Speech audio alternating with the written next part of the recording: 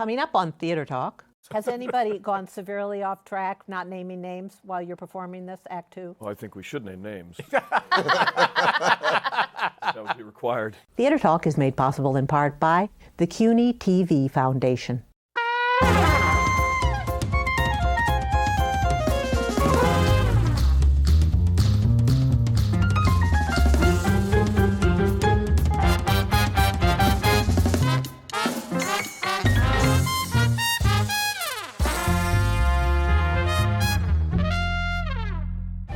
Spotlight. Just the tip line. You think he's got something? From New York City, this is Theater Talk. I'm Susan Haskins. And I'm Michael Riedel of the New York Post. So one of Broadway's favorite stars, Brian Darcy James, is now not only starring in Something Rotten, the musical that we all loved from last season, and it still is running. Indeed. But he is now a featured player in the Academy Award-nominated film Spotlight, and he just won a SAG Award. So fresh off of the SAG Awards, welcome Brian Darcy Thank James. you, My gosh, a movie Thank you, star is Michael. gracing our presence. Yes, that's what's happening. That is what's happening. It's only been, by my count, 12 Broadway shows before you got the break in the movies there, Brian. What do they say? It's just the overnight sensation situation has taken a little more than a night. But I went to Spotlight opening weekend, and there you were, Broadway's own Brian Darcy James, and I was so excited that there you were in this important featured role. How'd you get that? The good old-fashioned way. I went in and I auditioned for Tom McCarthy, the director of the film and also the co-writer of the film, and I sat in my little metal chair in a small room with a video camera and did 3 little scenes and walked out thinking, that's great, I got to meet Tom McCarthy. I was a huge fan of his films. Mm-hmm. And very surprisingly, when you're in these situations, you kind of have a sense of what's coming. You can hear that maybe you have a callback or you get good feedback from the director, the casting director. Radio silence after this, so I just kind of put it out of my head. And about 2 weeks later, I got the role. So it went from 0 to 60, and the rehearsals were starting the next day. So it was a very fast, quite a remarkable thing. I always say to Tom, you've changed my life, because he was the one who really went to bat for me and said, I want this guy to be a part of this incredible quartet with the likes of Michael Keaton, Mark Ruffalo, and Rachel McAdams, which is an extraordinary thing for someone like me to do. Were you in a show at that point? At that point, I was doing the workshop or the lab of Something Rotten. So I actually left a 4-week process. I was gone for about a week shooting in Boston. So I had to do a little more homework. So did they just go forward without you? Well, I was able to come back and finish the presentation and actually perform in it, but I had a little bit of a chunk where I was learning my lines for Something Rotten in Boston while I was shooting. And we should say that Spotlight is about the team of reporters and editors that uncovered the Catholic Church pedophilia scandal up in Boston, for which I believe the team won the Pulitzer. It's a very, very good script. So I'm curious, when you got the sides, I guess they call them, yes, to read, you really had no sense of what the whole script was, or did they give you the whole thing? When you read that script, you think, boy, this is going to be a good one? Well, I did read the script. Sometimes you don't get the script. In this case, I had read it. I knew from reading it that it was a very detailed, meticulous account of what the Globe did in uncovering this story. And I was able to assess that it wasn't necessarily about the result of their reporting. More so, it was about the machinations of a newsroom and the politics of a newsroom and all the echelons and the hierarchy of how decisions get made, which is a huge education for me. So that was interesting to me. Did I know that it was going to be Academy Award nominated 6 times over? No. I'm not typically in that boat. And so I knew that it was really interesting. And again, I knew Tom McCarthy's work, and I knew that it was he has a great sense of character and character study and taking kind of small scope and finding the kind of the moral quandaries that individuals find themselves in, and so the complexities of that. You're playing a real person, right? Yes, indeed. They're based on real people. Did you meet that man? I did. I play Matt Carroll, yes, who is alive and well and is an incredible reporter. He works for MIT right now for their media lab. And he was the data journalist of the four. So he is the self-described geek of the group who is very, very in tune with the stories and how compiling numbers and data can actually tell a larger story. And did he really live around the corner from a pedophile priest? That is true. There's a scene in the movie that Yes. depicts what they call these halfway houses, or these places where the parishes would shuffle priests in order to be fixed or to be treated, treatment houses. And in their very meticulous and the really hard, unsexy work of going through all the directories and figuring out where these priests were, he realized that there was one right around his corner. It's a great moment in the film because it's a nice coming together of the personal and the professional. Right. This reporter who's duty bound to kind of keep the lid on the story.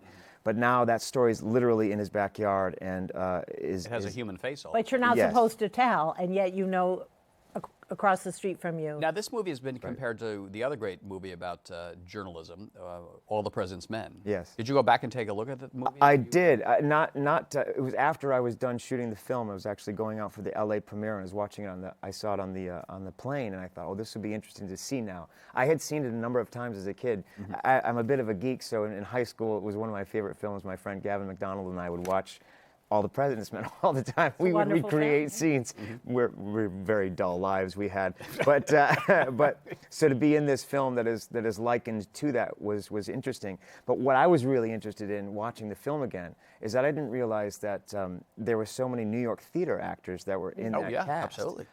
Jason Robards. Well, Jason Robards, of course, but John McMartin plays one of the editors. F. Murray Abraham, I was surprised to find out he is one of the guys that goes in the very first scene.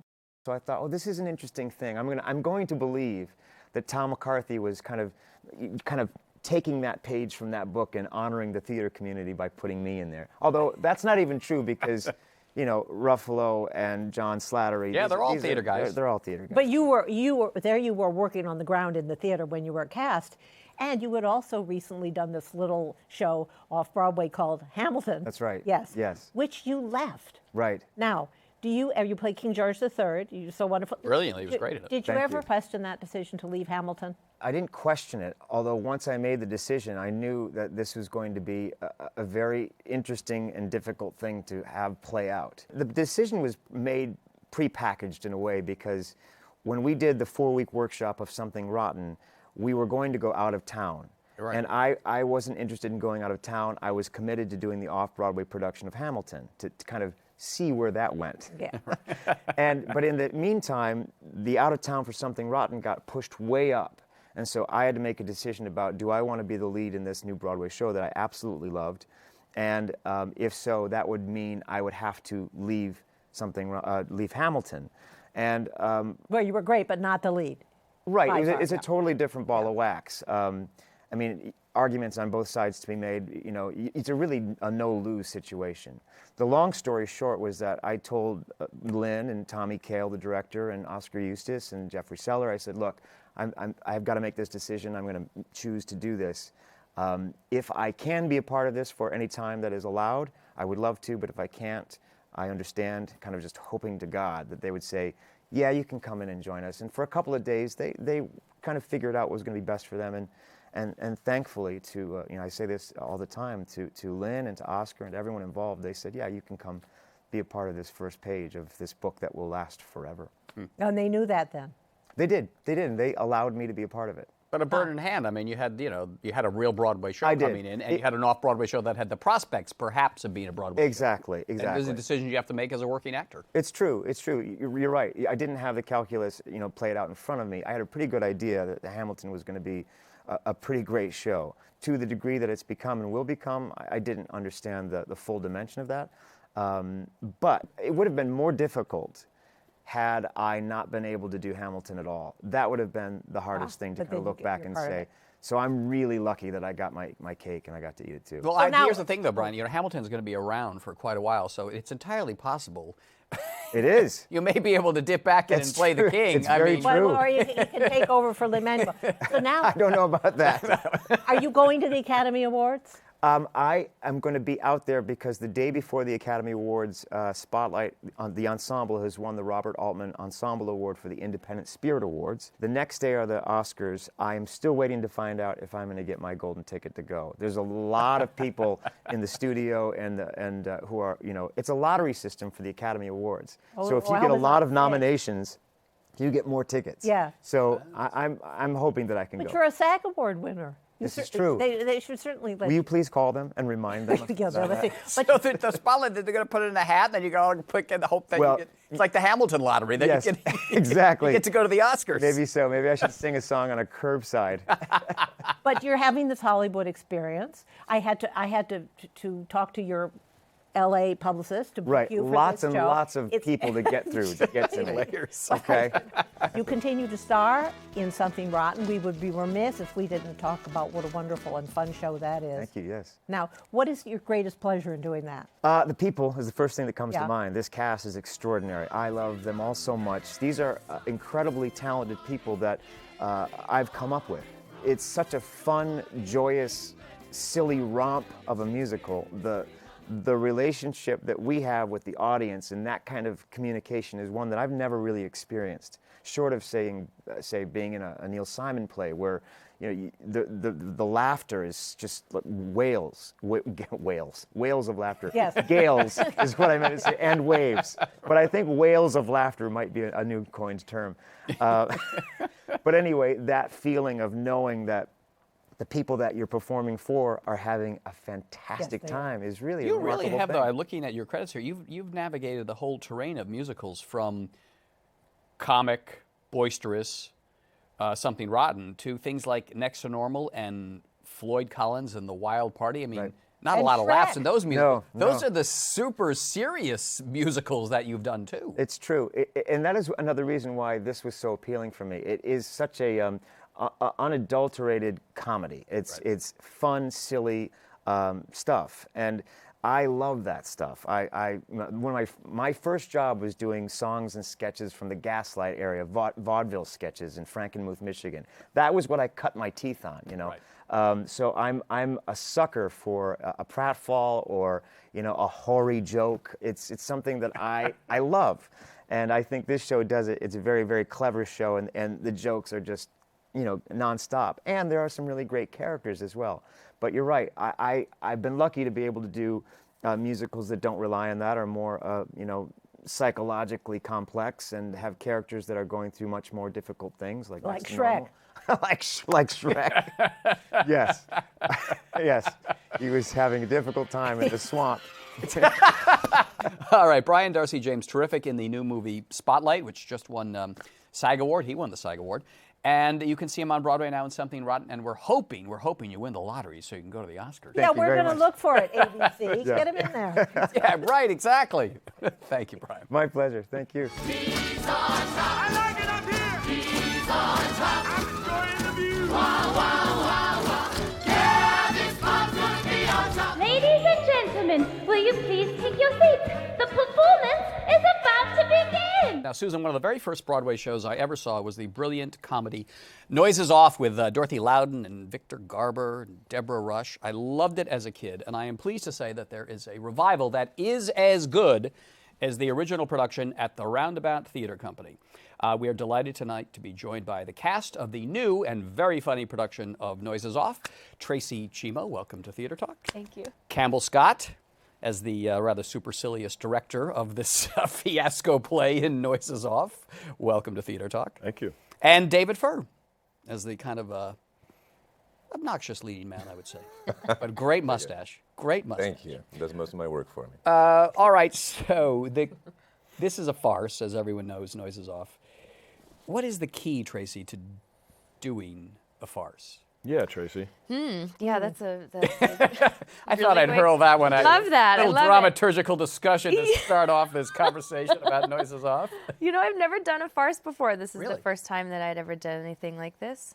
I'm used to sitting at the table for about a week talking about character and story and what the vision is generally for the play. And we were up on our feet, gosh, I think later that first day.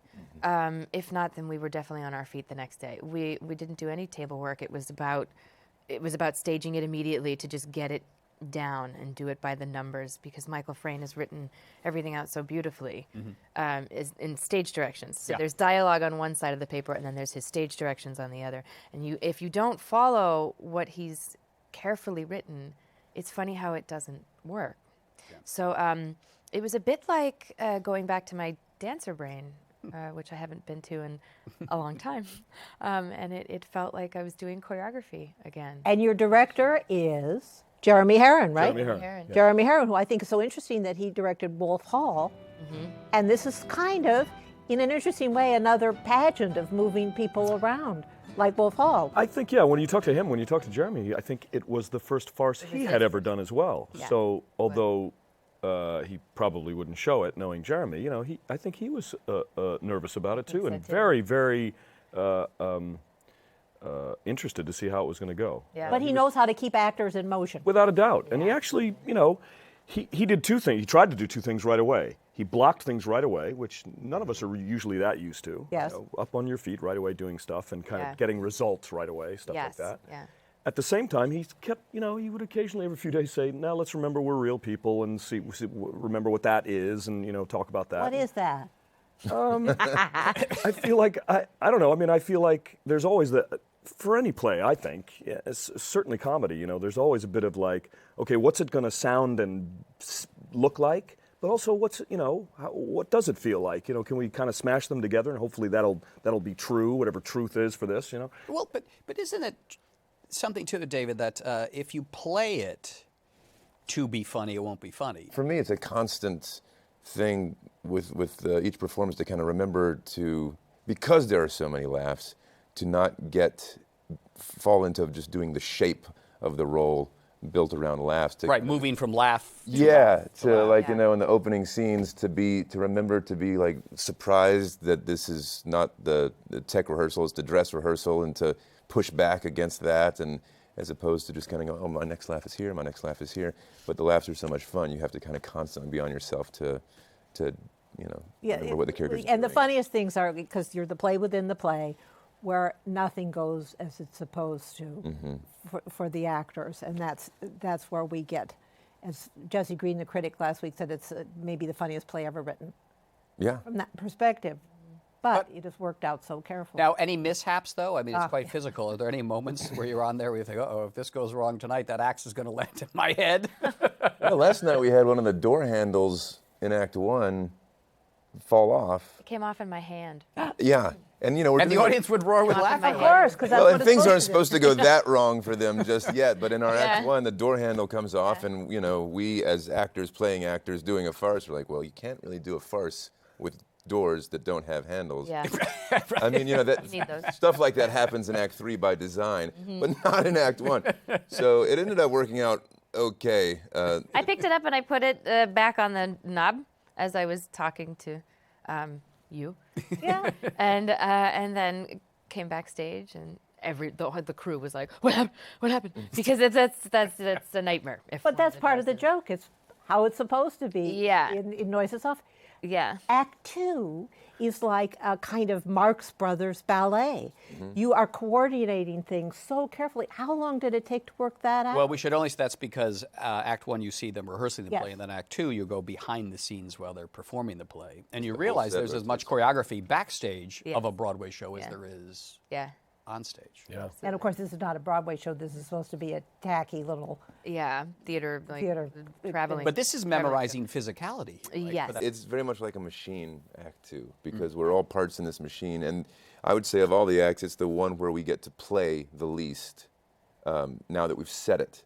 Because in Act 1 and Act 3, you can kind of play the audience, you can kind of ride the laughs, you can play with each other. There's a little room for continuing to be spontaneous and be, and have fun. Act 2, you've got to kind of stay on your track and keep going, because if you jump out of your little place in the machine, then somebody's not going to catch an axe, Yeah, it's a Rube Goldberg. Yeah, exactly. Yeah. Rube You're Goldberg gonna screw up It the is. next Has thing. anybody Catch the axe. Oops. has anybody gone severely off track, not naming names while you're performing this Act 2? Well, I think we should name names. That would be required. Yeah, I think everybody has. Not Everybody. crazy off track. And, you hear stories, of course. about other productions and stuff. And even Jeremy Herron, I remember in rehearsal, I can't remember who it was, but someone said to me, they spoke to someone who had done one of the earlier productions, maybe the Victor Garber production. They spoke to someone after, or when we finally were in previews, and they had said, I wouldn't tell you then when you called me before rehearsals, but now I'll tell you, yeah, that second act is like most impossible. You know, they had been calling them and saying, oh, it's fine, it'll work out, you know, but they wouldn't tell them before, because it's just, you start to lose your mind a little bit. Yeah, you do. Because A, it's in the rehearsal room, so you're not funny, nobody's laughing, you don't know what's funny, you don't know what works, you don't know. So you're just going by Michael Frayn, who's a genius, you know that. He's a scientist, really, in some way. Yes, he's very like a mathematician. But there's also room for everything everyone's creating, too. And and you don't know if that's playing or not. You have to have an immense amount of faith in rehearsal for this play, especially Act 2, that you God. know that it's worked before, you know people love this play, you know it has a history of being fantastic, but when you are getting down to the nuts and bolts and the comic mathematics and the movement mathematics of Act 2, and like you say, nobody's laughing in the rehearsal room, you just have to have faith that A, it will work out, and B, it will be funny. I mean, it's almost like analyzing a joke. If you analyze the joke, you kill it. But you've got to map this. You have to map it out. Beat by beat. It's like being an athlete. You know, you got to rehearse, and then forget. And the forgetting is the hard part. Right. You know, the getting out of your brain is the hard part. Yeah. Especially since you've been in there for 4 weeks saying, I got to be there, I got to be here, I got to say this at the right time, or everybody else is screwed up. Let me ask you then. So you're 4 weeks with no laughs. What is that first performance like when you go in front of an audience and you start to get the laughs? It was kind of amazing, and I think we stepped on quite a few. We totally We had no idea where they Where were, they'd be. where they would land, and I think it took a good week, I think, of previews for us to really kind of gauge. Okay, so we know that this is funny, like they're gonna laugh right here, and we're gonna have to hold a bit, and then move on to the next thing, you know. And it was interesting to kind of gauge that in previews. And but it was a relief when the laughter was there, and it was very much like, you know, being extremely thirsty and getting some water. Yes, David, speaking of athletics, at one point in the play, you do a somersault, fall over the, not to give anything away, but you do a somersault, crash through the banister, and fall full flight on the floor. How long did it take you to get that together? Well, this is what you went the Yale School of Drama for. Well, first of all, I want to acknowledge Lorenzo Pizzoni, who came on as our stunt comedy coordinator, and kind of wasn't just for stunts. It was all the physical aspects of the show, which is a great deal. And he designed this fall that I execute. But surely you had to audition with something to tell them you could do that, right? Well, this was just an offer for me. Oh, I see. Okay. I mean, I had done Importance of Being Earnest for them. I'm not sure why exactly they thought, you know, I'm glad, because I used to do physical comedy all the time. Okay, well, they like the cut of your jib. So they like the cut of my jib. Cut of your jib? I mean, this is... And stay tuned for Noel Coward. He's next on Theater Talk, 1935. Cut of your jib. You continue with your description of how Lorenzo got you to fall through the banister. Well, he designed it for me in a way that could be, you know, safe, because I have to do it 8 times a week. Exactly. Surprising and funny. And I think maybe, I don't know where the other part of the idea, where there's some banisters involved, but Jeremy may have said, I want part of the set destroyed. And, but anyway, yes, you destroy it every time. So I can't take any credit for the design of the fall. But from pretty early on, Lorenzo started working with me on the floor and some mats in terms of rolling backwards and things like that. And then we had a rehearsal set, because you kind of have to have a rehearsal set to rehearse this play. God help you if you don't. But, you know, so we could do the first part of the fall on the rehearsal set, but we couldn't even do the whole second part of the fall there's mechanisms and things like that have to work, because we didn't have anything that, you know, any breakaway kind of stuff. So it was rather late in the process when we added the most dramatic parts of the fall. But have you ever been really hurt? Tell the truth. There was once, but it wasn't because of the falling itself. It was because I made contact with a part of the set in the fall, you know, controlled part of the fall. It was a pointy part of the set. And where did you make contact with that? There were a couple of bruised ribs in there for a little while. That's but it was not like during actual falling. It wasn't kind of as you'd think it would be. But we got to wrap it up. But are you all losing weight doing this show? Is it keeping you in physical? Yes, it's a wonderful workout. Yes. I feel. I have comedy bruises. Yeah. that what you call That's them? what I learned that Comedy they're bruises. called. Oh, I Comedy never knew that. bruises. Comedy bruises from. I crashed into the set. I tripped over your legs. I tripped over Campbell's legs and went flying headfirst into the set in Act 2.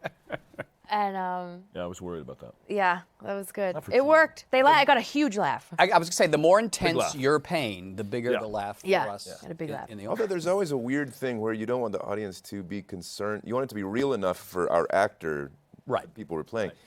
But there's always a, if the audience is actually concerned for, Campbell Scott, or the actor himself, the real actor, then it can take him out a little bit. So it's a little. Well, they're not going to laugh because they're worried. Yeah, Yeah. so it's I'm a little like worried tricky about to you? walk that line that, especially the violence in Noises Off being Yeah. different than the violence in the play that we're performing, Right. Nothing On. Yeah. So there's two different levels of realistic violence, but then at the same time, you don't want the audience to actually be concerned about you. Someone being chopped up with an axe. All right, great revival of Noises Off at the American Airlines. Yes. Roundabout Theatre Company. It stars Tracee Chimo, Campbell Scott, David Furr.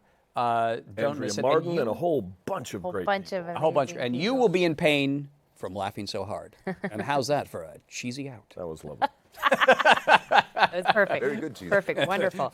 Okay, it took 2 days to get the setup, so we shan't have time for a dress rehearsal. Don't worry. Think of the first night as a dress rehearsal. If we could just get through the play tonight once for doors and sardines, that's what it's all about. Doors and sardines. Getting on, getting off, getting the sardines on, getting the sardines off. That's farce. That's the theatre. That's life. Our thanks to the Friends of Theatre Talk for their significant contribution to this production.